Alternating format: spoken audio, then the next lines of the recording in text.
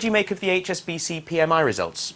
You have the view that China's growth momentum is peaking. I mean, that's quite contrary to the economic data out so far.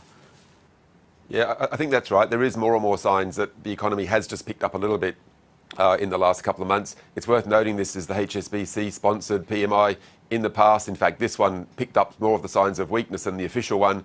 So it's a positive that this one now is indeed picking up some signs of improvement. What I think is very interesting looking forward is, and perhaps people might have the 2009 script, if you like, in mind. At that time, of course, we saw quite a sharp pickup in China's economy. This time around, I don't think we'll see that. What I think we will see is a bit of a grinding, ongoing period of growth around about the 8%. And I don't think, in fact, that we're going to see 9% or something, which perhaps some of the more optimistic people anticipate for next year.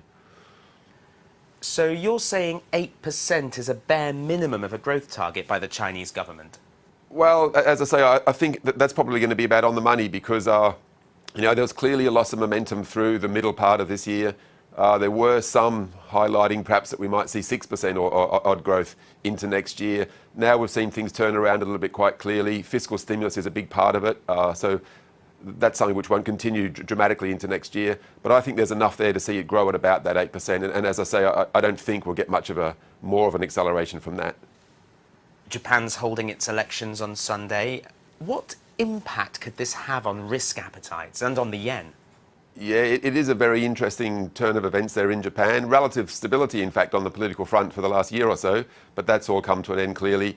It does look like there'll be a change of government. And I guess a lot of people will secretly be thinking that some of this uncertainty is actually a support for the economy, because in spite of, we've seen the recent extension of quantitative easing from the US Fed, but in spite of that, we've seen dollar moving higher versus the yen, which of course is not what people would have been expecting, I don't think, or not what people in America would have been expecting. So it's a two-sided game, of course, and the uncertainty, if you like, in Japan is outweighing the extreme monetary stimulus that the US Fed's pumping out. I think dollar yen higher is a sensible trade. It's not going to run away, though, I don't think. Perhaps on a one-year horizon, we'll see something in the high 80s, I would think, dollar yen. Lots of hot money flows from the easing we've seen in the US and Europe. What impact will this have on Asia's inflation? Yeah, to be honest, I look at this non-conventional policy measures that the Fed's put in place, restated again, and of course have been in place for a couple of years now. And in fact, they're not leading to inflation. And they're not leading to inflation for a very simple reason.